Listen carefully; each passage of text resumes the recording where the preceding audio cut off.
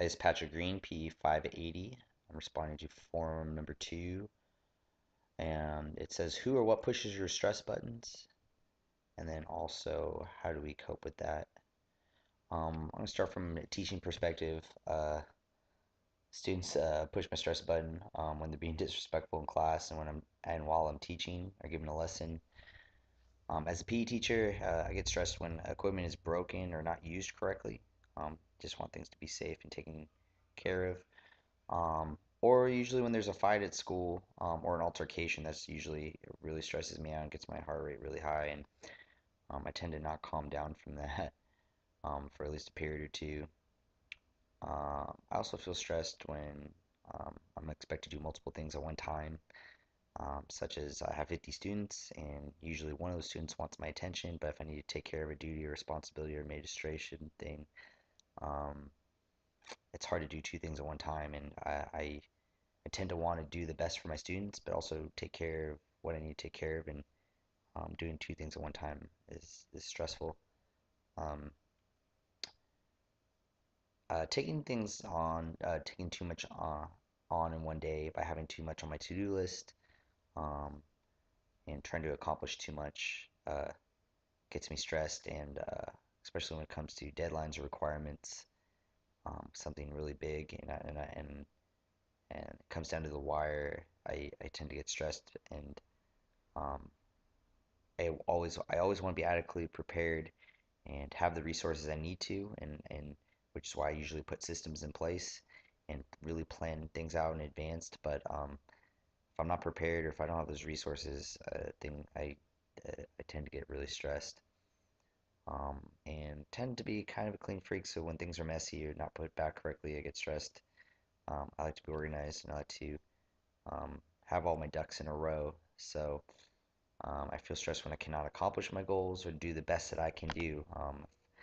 I expect to do the best or be the best, and if I'm not there, it tends to weigh me down. So being a perfectionist, being competitive, it tends to be it's a good thing, but it also can be also it could be a strength, but it could also be a weakness of mine. Things how I'm going to cope with that. I looked in through the book and I saw some things. I personal balance, personal work, family, and needs and obligations. So I think it's important when I make those lists to set time limits on those and pick 1 to 3 things a day to do, and nothing more than that. Get adequate sleep. Um, when I have adequate sleep, I can handle things better.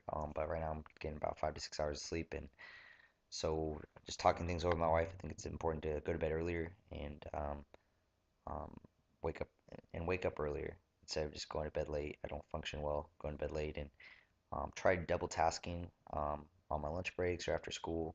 Trying to do two things at one time usually will help me not take care of things when I can when I have free time. Uh, I saw mindfulness meditation. That's something my school does and my students do. So mindfulness is focus on becoming fully aware and accepting uh, living in the present, paying particular attention to your feelings, thoughts, sensations, and emotions without passing judgment, dwelling on the past, or projecting yourself into the future. And the book also says observe, accept, and let go. And so I think I do really well observing by accepting and let go is the things I need to focus on. Um, and this will help me accepting things I can't control. And I think as a Christian, it's important to know that God is good and is in control. And I need to continue to release those things and let go more often. Being physically active is a huge important thing in my life. Used to be a college athlete, and as I am a trainer and a PE teacher, and it's one of my major big things I need to get done in a day. And if I don't get that done, um, things tend to go south for me. Currently, right now, my school has toolbox tools. I don't know if any of you guys heard of that, but it really helps my kids focus on stress and calming down.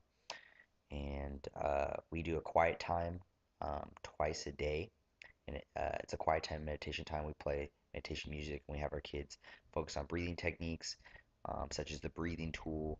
We teach them to go to a quiet, safe place mentally, to think of that place that they feel safest and best. And also we call what's called a measuring tool. You breathe all the way out and breathe all the way back in, and that allows you to. That's the breathing technique. And then we also have a trash can tool. We teach our kids to throw away the things that the small things, and to if it's a big thing, to go tell an adult.